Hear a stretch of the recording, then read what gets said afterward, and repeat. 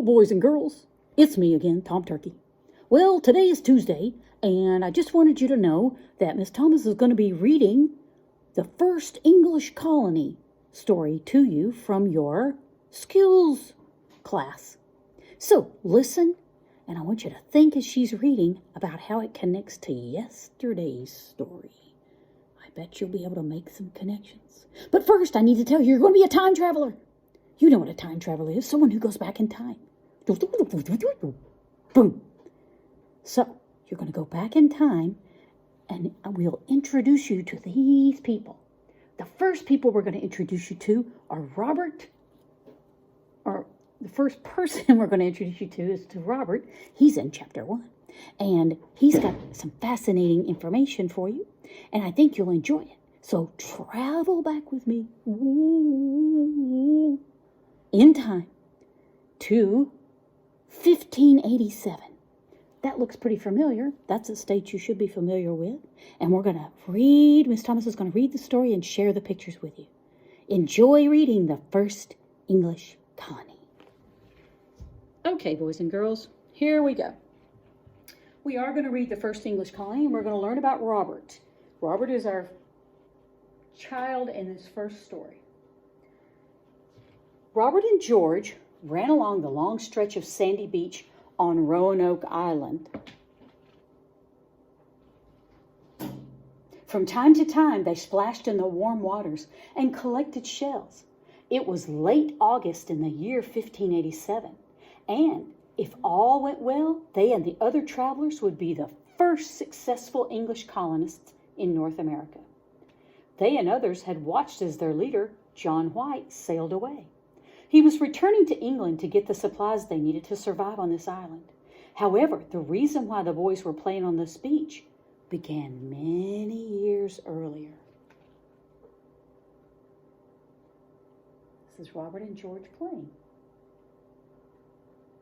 Now, picture 2, obviously it's a warm time because August is a warm time, but August is also a time we harvest the things we've grown in our gardens. Tomatoes, corn, things like that. And those are things we get to eat on all winter when we can't grow crops. So remember from yesterday. In the 1500s, hang on, Miss Thomas is going to, I can't do both.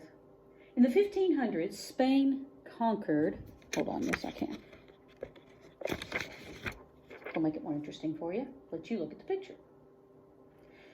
In the 1500s, Spain conquered large areas of Central and South America.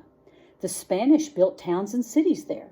Spanish galleons, these are sailing ships, sailed across the Atlantic Ocean laden with gold and other natural resources taken from these regions. Spain was becoming very rich. The Queen of England, Elizabeth I, and her favorite knight, Sir Walter Raleigh, wanted England to become as rich and powerful as Spain. They wanted English people to go to this new world too. In 1584, Sir Walter persuaded Queen Elizabeth to let him try to create an English colony in the Americas. It was decided that the English would stay away from the powerful Spanish conquistadors. Instead of sailing to Central or South America, they would sail north to North America. With that decided, a group of explorers set off to find a suitable place to settle. The explorers who went on this expedition in 1584 reported back to Sir Walter and told him about Roanoke Island, right here. They believed this island was a perfect place for the first English colony. Sir Walter's explorers managed to build a fort on the island, but they failed to create a colony. They abandoned their mission. Remember, this is the first time they tried, leaving only 15 men behind to guard the fort. However, Sir Walter was determined to succeed. In 1587, more ships set out for the New World. Robert and George, let me make a comment about this too. Now look, this is the state of North Carolina, South Carolina, part of Georgia. Think about it. We're over here. This is where we are. So we're not too far from Roanoke Island. It's kind of interesting. Robert and George were members of this second group. Oh, wrong one. Robert and George were members of this second group of would-be English colonists. They had been very excited to set off on this new great adventure.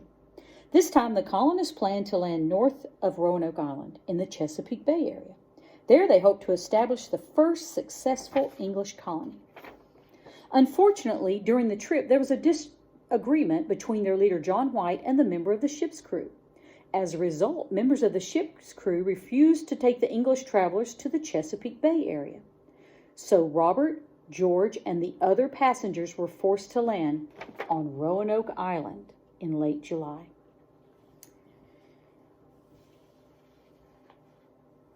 At the fort, John White and the other men, I looked away and Robert and George had not minded this change of plan. They had simply been happy to be on solid ground once more. However, this was not the end of the travelers' troubles.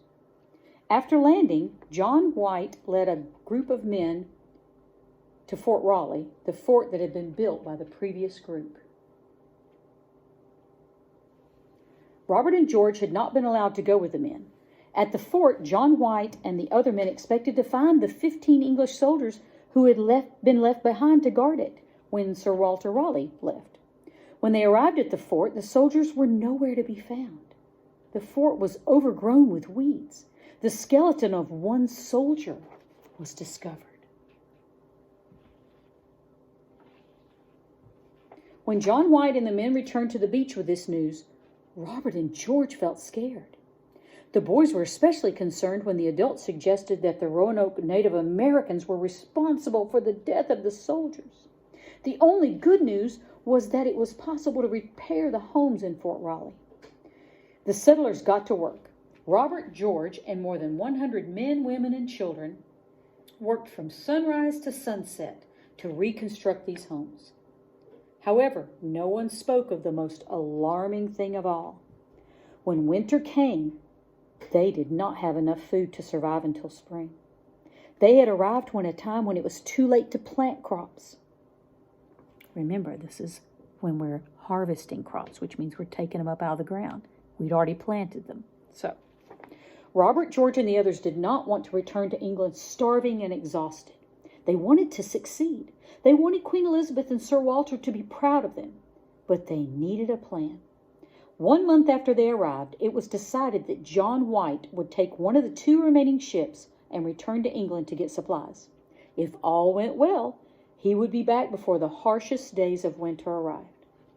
So Robert and George had watched and played as John White's ship sailed out of sight.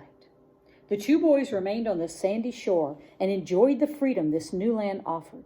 Neither of the boys missed the busy, crowded streets of Portsmouth, England. They did not miss the rain or sight of the poor people who begged on the streets. This was to be their new home, and they were thankful to be there. The question was, would they survive?